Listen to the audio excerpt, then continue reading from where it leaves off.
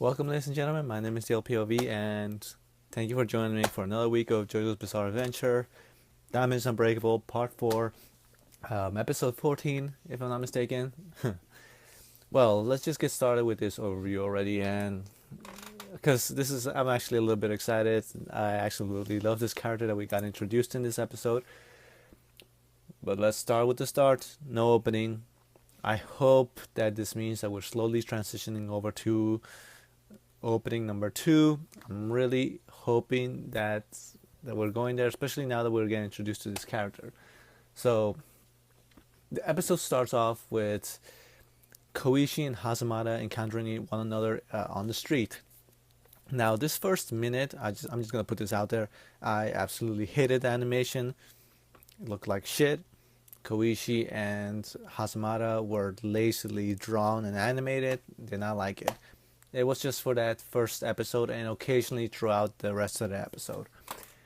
Regardless, Koishi and Hazamada encounter each other on the street. Hazamada asks Koishi like, "Hey, are you familiar with this particular manga?" Koishi says, "Yes, I'm like an average fanboy." To which Hazamada tells him like, "Did you know that the author of that manga is actually living in Morio right now?" And he goes into Rohan Kishibe, the manga artist. He tells him like he lives around here. I overheard someone saying that he lives around the area. Let's go check out his house. So Morio being this place that's rather small, a small town, I'm guessing it's quite. I'm not gonna say like, hey, like they like how did they all of a sudden encounter his house? My guess is just that it's because the city is so small, it must have been really easy to just find his address and go to his address. Hasamada tells Koishi to ring the bell because he himself has some pussy sickness that he cannot do shit for himself. So Koishi tries to ring the bell. He gets stopped. His hand gets touched, like stopped by Rohan Kishibe himself. Now his design is of course rather different than the one that we get in the manga. For my guess is more obvious reasons aside that like he had more of like a small top and his stomach area was completely open, so maybe they tried to make it a little bit more to cater a little bit to more everyone and not trying to make it look like I guess not trying to make anyone uncomfortable. Maybe, I don't know. His design, I don't mind it. I'm pretty okay with it. Actually, pretty like it. I wish they would have at least given us that original white outfit that he had at the beginning of the manga. But hey, so Rohan Kishibe, he asks what they're trying to do. Are they trying to prank him? They explain that that they just want his autograph. That they're fans of his, and this is really reminiscent of that Tonio or the Tonio episode of the restaurant with Okuyasu and Yosuke, because it switches in and off between like is he a good guy, is he a bad guy, is he a good guy, is he a bad guy. And Rohan seems a little bit scary at first, but then he turns out to be this really nice guy, invites them over to their house, gives them a little bit of a tour and like where he works. And they have this absolutely beautiful part where they transition in between scene after scene. For example, the first scene transition that I'm talking about is the one right at the beginning, right after he tells them that he's gonna tour them around his house. He closes the door, he opens the door, and all of a sudden we're in his studio. Absolutely love that kind of transitioning. The other transition that I love is him like almost in a manga panel, which was pretty cool. I'll probably use that for the video thumbnail. Then Rohan, as he's talking to the two, he notices a spider on Hasamada's shoulder. He picks it up. He says like, "Oh my God, this kind of spider." Grabs a book, does a little bit of investigation, and then says like, "Okay." He starts acting really fucking creepy, and all of a sudden grabs like one of those cutting knives, artist cutting knives, and like talks about how if he opens the back of the spider, the stomach of the spider, then the web fluid should all of a sudden harden the moment it comes in contact with air, and all of a sudden he just stabs it through the fucking back, and passionately talks about how interesting it is to just have these emotional feelings of like the spider and how it reacts to death and all that shit, all of a sudden just fucking licking the spider, the spider. And Koichi and Hazamata feel a little bit creeped out at first.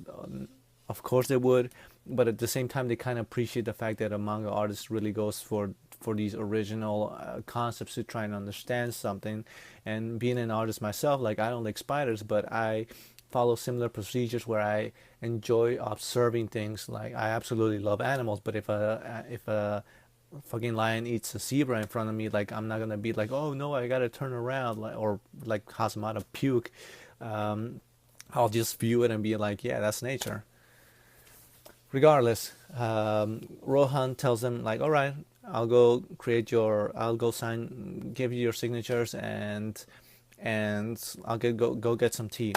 To which Koishi right after that tells Hazamata like, I think this is something a little bit weird is going on. He may have a stand. We should get the fuck out of here.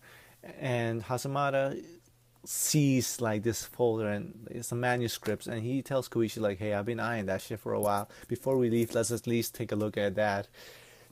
They open it up, lights start flashing everywhere.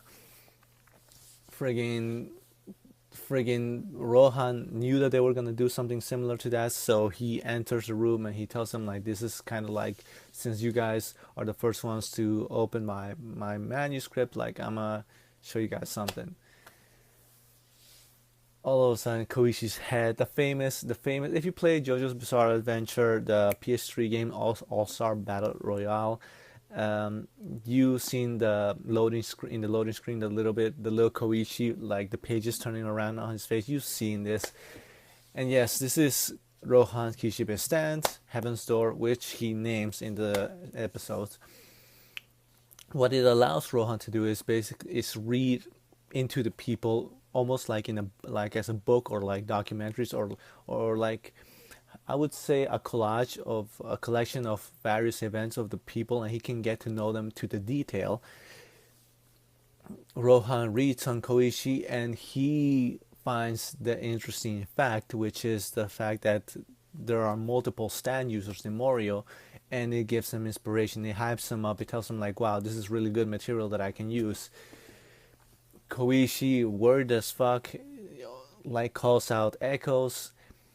Echoes tries to shoot his explosives or whatever. I don't know what the word that he was trying to shoot at Rohan was, but he tries to shoot him and keeps on missing. Hasamata tells him like, "Are you like doing this on purpose?"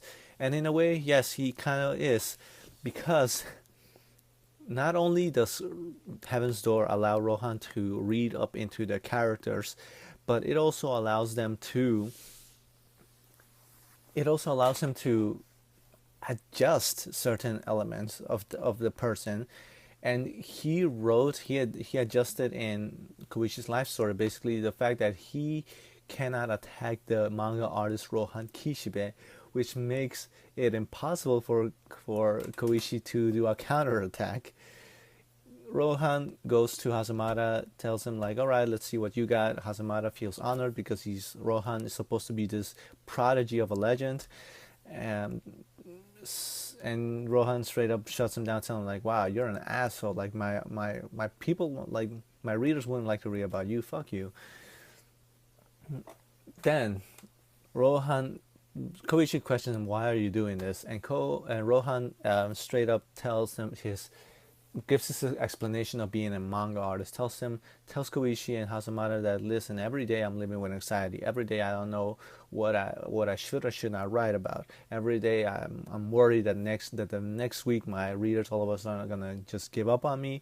So this is interesting. Having obtained this ability, like this makes my life more. It gives me it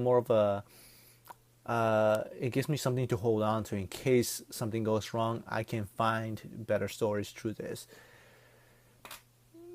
We then transition to Koichi and Hazamata walking out of Rohan's house, and Koichi and Hazamata clearly have no idea what the fuck just happened. Their memories got erased. They have like Rohan's signature. They have his autographs. They clearly, they're talking really good about him, like, wow, he's such a good guy, right? To which we then transition to Koishi in his house, clearly having lost some weight apparently. Um, he goes on a scale and he notices that he lost a ton of weight. He keeps forgetting things, and the next day, so supposedly, or maybe that same day, I don't know when he was measuring his weight, but as he's walking to school, all of a sudden he ends up walking to Rohan's house again, unconsciously apparently, and he starts thinking like maybe I should go inside. Like Rohan's not gonna be bothered. Maybe he's sleeping. Let me go take a look. From far away, Okuyasu and Yosuke notice that he went a completely different route than the one to go to school.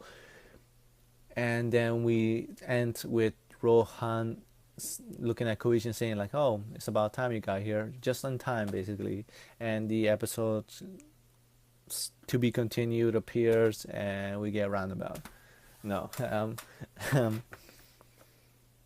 that's kind of where the episode ends. Overall, a great episode. The 3 points that I talk about in every overview: animation, pacing, and value to the overall plot. Animation, pretty good overall. There were some really lazy things. I absolutely hated the first minute of this episode.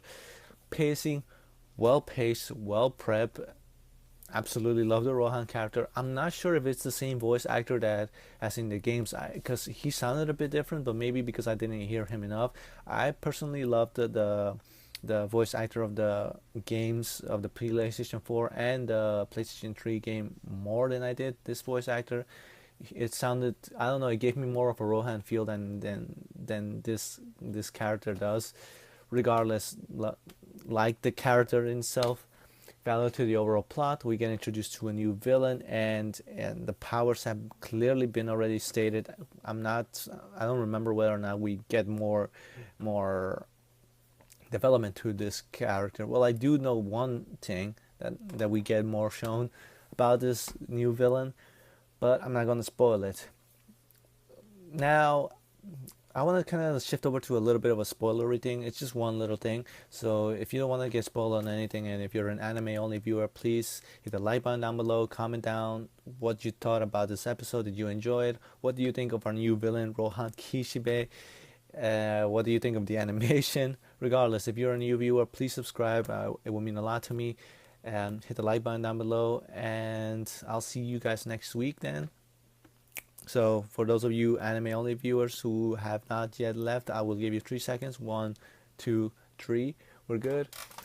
The last little thing that I want to talk about is just how this entire fight, in a way, this entire episode really reminds me of something that we're going to get towards the future, which is the Yoshikage Kira fight. And that's a little bit of a bothersome thing. I think semi-bothersome. They share really similar aspects, which is the final fight with Kira, with Kira is very similar to this, which is a character that goes through similar events, gets his memory erased. The only big difference is that with the one character that since you're reading this, I'm sure you've read a manga or don't care getting spoiled, but the little kid that Kira ends up taking advantage of, and he's the only one who is aware that everything's being repeated. It's a sort of a time loop, but at the same time, this is similar to that time loop that I'm talking about. The similarities being that things are going to keep on getting repeated, and people are going to be unaware of them. Those are the two little similarities that I find in them. The only difference that with Akira fight is just that things legit happen again time wise, and this is more of like, the next day passed, but the same routine is reoccurring. Regardless, enjoy the episode. Really curious to see next week. I think this is gonna be a 2-week fight, so I think next week we're gonna get conclusion to this fight. My name is DLPOV. Thank you for watching this video. Hit the like button down below. Comment down below what you thought about this episode. Subscribe if you're a new viewer. And if you're a Berserk fan, then I'm going to be reviewing the Berserk anime that just apparently aired. So, see you guys then. Have a good weekend. Bye.